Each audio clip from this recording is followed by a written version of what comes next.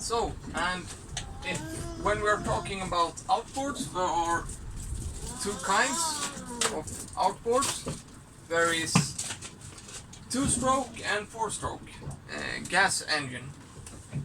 There is a couple of diesel outboards. They are very old and very hard to find, and the older ones break down a lot.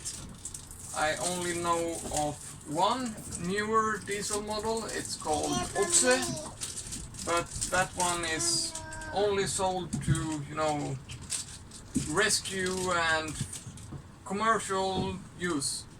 So as a civilian or a privateer, you can't even buy them. So there are basically just two types of outboards available. It's two strokes and four strokes gas engine.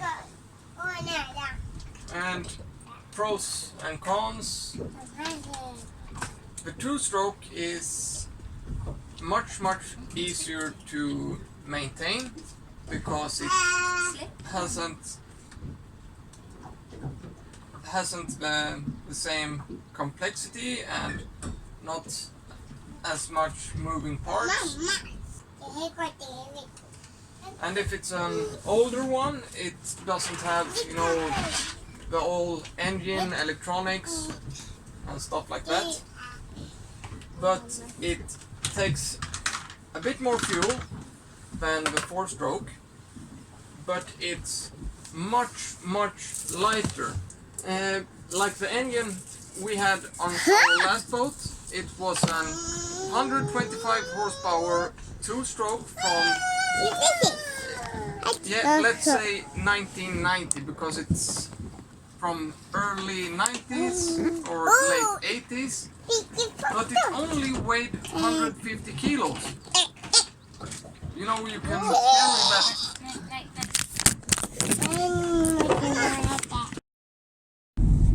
So, to sum this episode up, it's for, first time buyers that looking for a boat and interested in trying the boat life out, but has no or little experience in boats.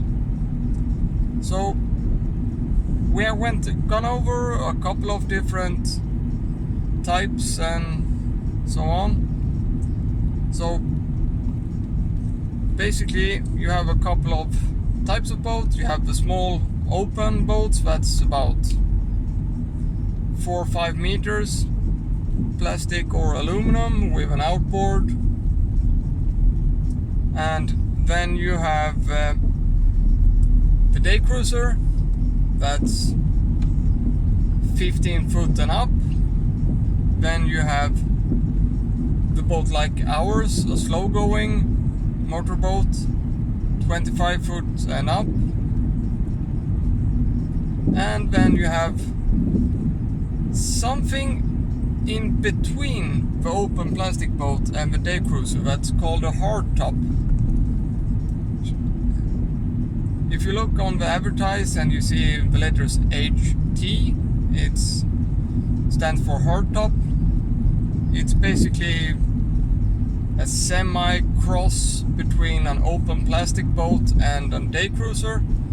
So if you don't know if you want an open boat or a day cruiser, buy a hardtop around 17-18 foot something, and spend a summer on it, and then decide what kind of boat you want. You won't get the perfect boat the first time, especially not if you're a first time boat owner, because what you think you want in a boat is definitely not what you want in a boat.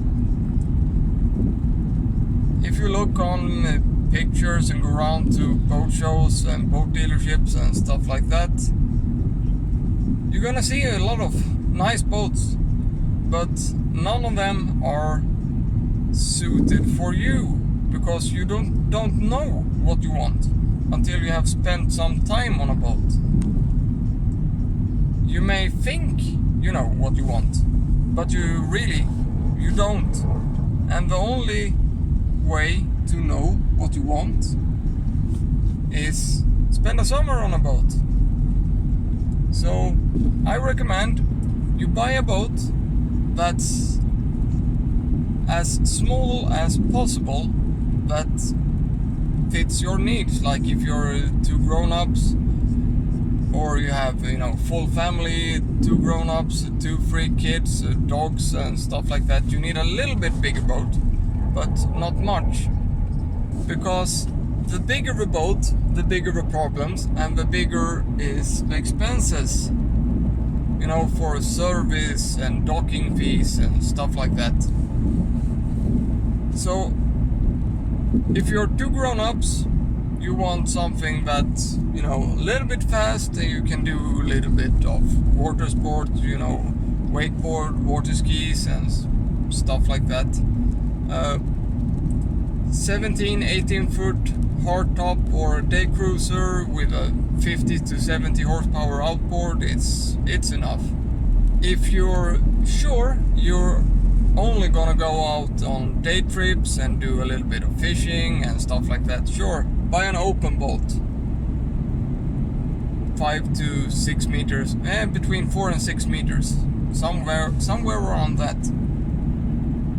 Don't buy a new boat as your first boat. Maybe as your 4th or 5th boat you can buy a new one, because new boats are like new cars. They lose its value fast in the beginning, and after 15 years maybe, the prices flatlines. So if you're a couple just looking for to try out the boat life and just gonna go on day trips, buy an open boat. If you're a couple that's not sure if you're only gonna go out on day trips, buy on hardtop. Then you can do some fishing and stuff like that, because they are like a normal plastic boat on the inside. So they are very easy to clean, very easy to maintain and stuff like that. And the next step is the day cruiser, and those are, like inside of your home. It's nice fabric everywhere and nice carpets on the deck and stuff like that. And you don't want fish flapping around on that. Almost impossible to get clean afterwards. And if you have kids or dogs or something like that, you want to have a boat with high freeboards, and especially check the height of the freeboard inside the boat. That's the important part. And if you want to do some longer crossings in the open seas, you need a bigger boat. Minimum 20 foot. And you want a diesel engine, and you want an inboard engine. That's what I recommend anyway. Stay away from gas inboards, at least on your first boat, because when you have a gas engine in your boat, it's a lot more to take notice of, a lot more maintenance than a diesel engine. And it doesn't matter if you get an outboard or an inboard.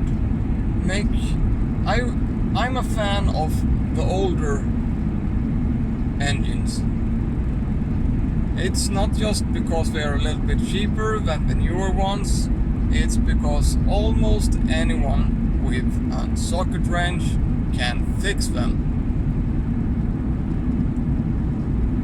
You just need a small cheap multimeter and a wrench socket. Then you can fix and change parts on. You can just fix it yourself. Or any hobby mechanic, stuff like that, and they can fix it. They can fix a lawnmower, they can fix an older diesel engine or an older gas outboard engines. But the newer inboard or outboard, it's like a new car. It's just a bunch of electronics and as soon as you need to do something, you need to hook it up to the computer, run some diagnostics and stuff like that. The best boat that you can buy as your first boat is a boat that has a little bit of dents and scratches and stuff like that, because you're gonna put them on it anyway, and you don't need to spend the extra money on a boat that looks super nice, because first time you're gonna dock it, you're gonna scratch it. It's gonna happen, it's just fact. So buy an older one, as small as possible, that fits your needs, and make sure the engine runs good and that the soft top is in a good condition. Buying a new soft top on a smaller boat basically costs the same as the whole boat. So make sure that the engine is in good working condition. Doesn't matter if I'm an older 2-stroke or a newer 4-stroke or an inboard engine, because as long as it's well maintained, it's working. You know, look at in Asia or parts like that, they almost everyone has old 2-stroke engines, running them in salt water, and they just keep going.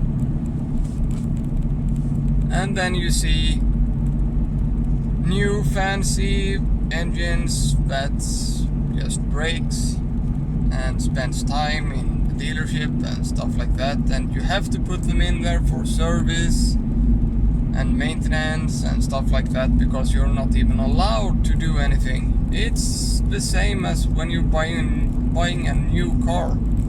You know, look at the old cars from basically up to the 90s. They just keep on going. But the new cars, they don't last very long. And it's exactly the same with boat engines. Some exceptions in the inboard diesel engines, but the gas engine, it's the same as cars. So if I were to buy my first boat, like for me and my wife, only me and my wife, I would buy an 17 to a 20 foot hardtop, because then I could spend some nights in the boat and go out on shorter trips, and it's quite fast. Normal speed on that type of boat is around 30 knots.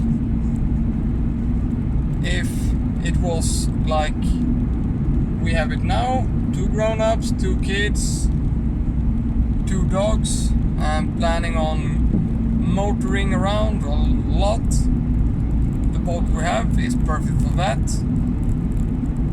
It's 20 foot Albin 25, kind of a trawler variant that's really seaworthy. There is example of those has crossed the Atlantic and went down to the Mediterranean, and there is a lot of them in the Mediterranean. And here in the Baltic Sea, it's a lot of them. And if the kids were older, if they were teenagers, maybe we would have gone up to 25-30 foot day cruiser, just to get the space and the speed to, you know, do some water sports.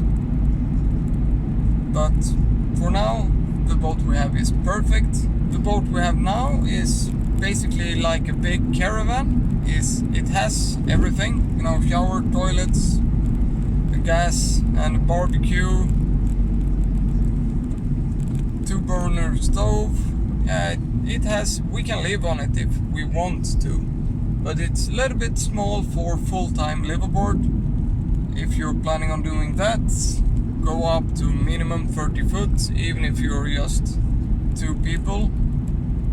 Our goal is to move up to a 40-45 foot catamaran in a couple of years, but that's because we're gonna plan on living on it full time and sail around the world. And when you're crossing the big oceans, yeah, you need a bigger boat.